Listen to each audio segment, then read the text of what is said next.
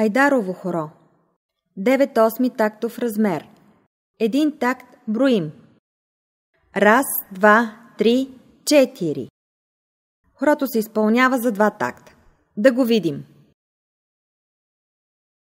1, 2, 3, 4. 1, 2, 3, 4.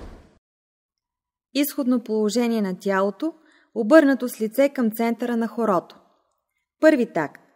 На раз левия крак докосва, опънат с пета земята, а десния леко прикляка. На 2. Прескок на левия крак назад вляво, като тялото се обръща в посоката на движение на хорото, а десния прави косичка. На 3. Стъпка с десния крак напред.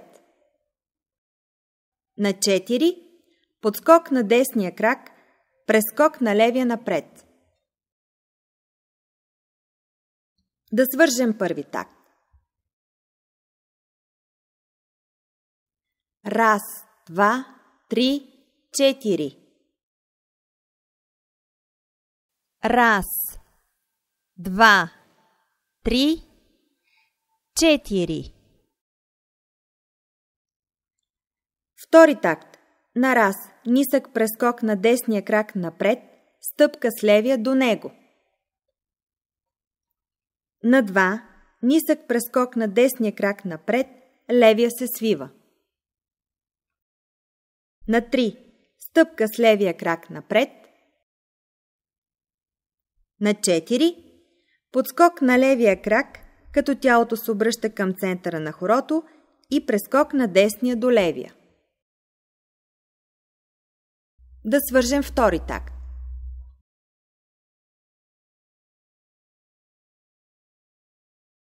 1, 2, 3, 4. 1, 2, 3, 4. Да направим цялото хоро. 1, 2, 3, 4. 1, 2, 3, 4. 1, 2, 3, 4. 1, 2, 3, 4. Описание на ръцете. Хвата е за длани, ръцете са свити в лактите. Да видим пак цялото хоро с ръце и крака. 1, 2, 3, 4. 1, 2, 3, 4. 1, 2, 3, 4. 1, 2, 3, 4. 1, 2, 3, 4. 1, 2, 3, 4. 1, 2, 3, 4. 1, 2, 3, 4.